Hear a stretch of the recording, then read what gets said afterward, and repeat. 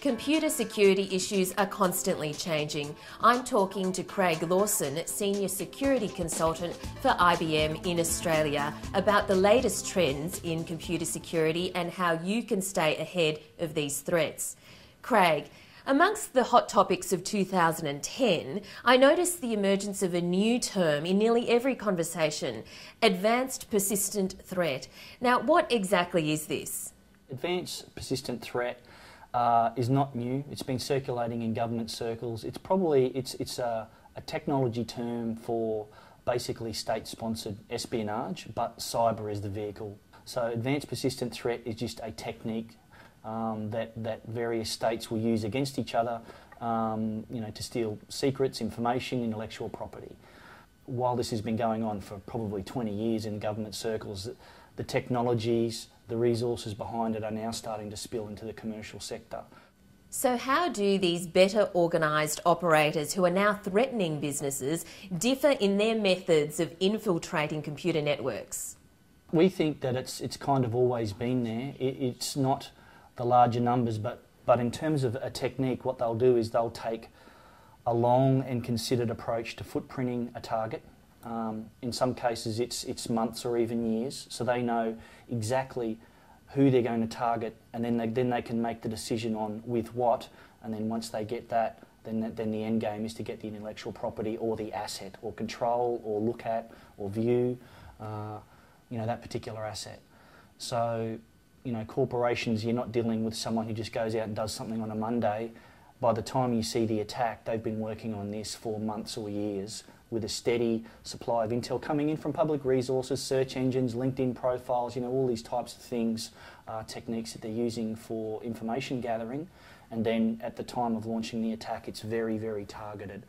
So when you see them coming in, it's not an accident. They are deliberately targeting you. They know that Mondays is when you have a board meeting, and you'll get sent, say, a malicious PDF document on the Friday saying board minute notes.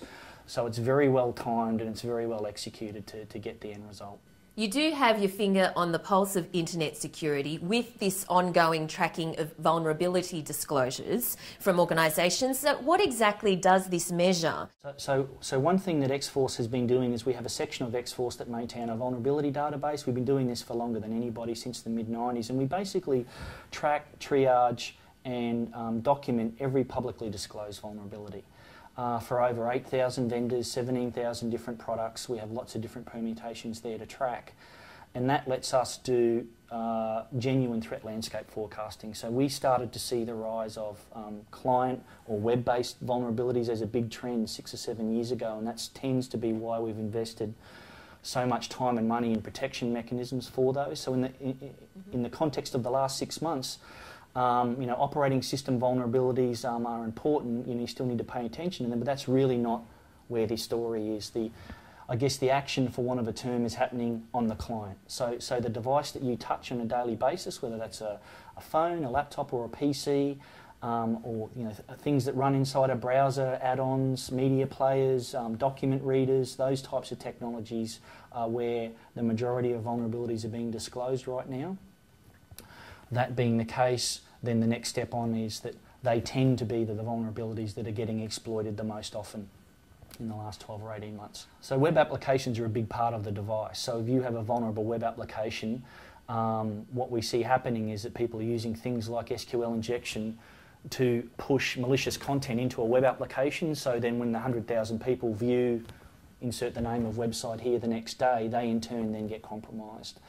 Also, the thing to remember is it's not the web servers. It's not a problem with Internet Information Services from Microsoft or Apache or WebSphere. It's all of the add-ons that run on top of the web servers themselves. So while we had 4,396 vulnerabilities disclosed in the first half of this year, 55% of those related to the web. When you break that down, only 12% was related to the actual web server itself. The other 85%, or the significant number, was related to all the stuff that you run on top of your web servers, all these types of plugins and add-ons and scripting languages that run on top of your web application. That is really where the problem is. In 2010, how is this shaping up compared to the past? From our point of view, it's not really the size of the company that we see it impacting, it's more the value of the asset that you'll see getting attacked. Are we seeing the vulnerabilities on the devices then, as opposed to the web applications, more so than the web applications?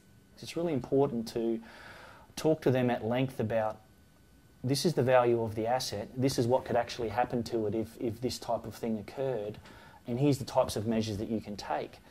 Because they are targeted and stealthy and generally will keep under the radar, they are probably going to be the first and sometimes the only line of defence that you have.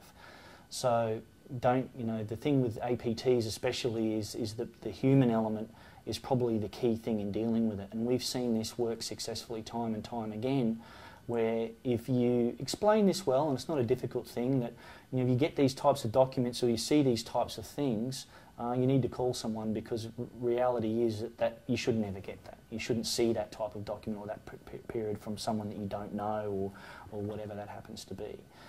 The other thing that you can do is stay informed. I mean, one thing that we do for businesses and of all sizes is we have an X-Force threat analysis service. You get a daily email in your inbox. It's probably 5 to 10 minutes a day, and that's pretty much everything you need to know about the security industry. We pull that information from thousands of different websites. We have our own X-Force threat analysts provide their views on it, and you can tailor this web page or the email to the information that you want. So you can do things like, well, I'm an IBM or I'm a Sun customer or whatever, right. So you can get positive alerting on types of vulnerabilities that are coming down the line. So we can take a lot of the trouble out of, I need to read too much, it's too big a problem for me to worry about. So keeping informed and focusing on the social element is an important piece of the puzzle.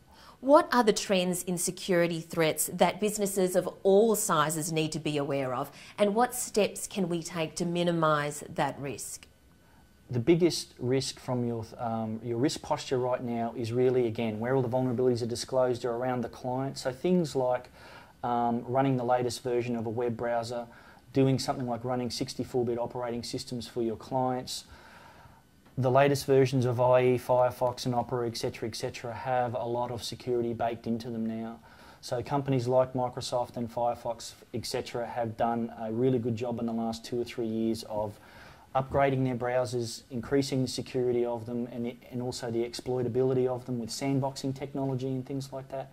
So from our point of view, we want to see a lot more people using them. That then raises the bar. The big thing, I guess, to focus on is around the client. I mean, patch management and all the simple things that you can do still make a difference.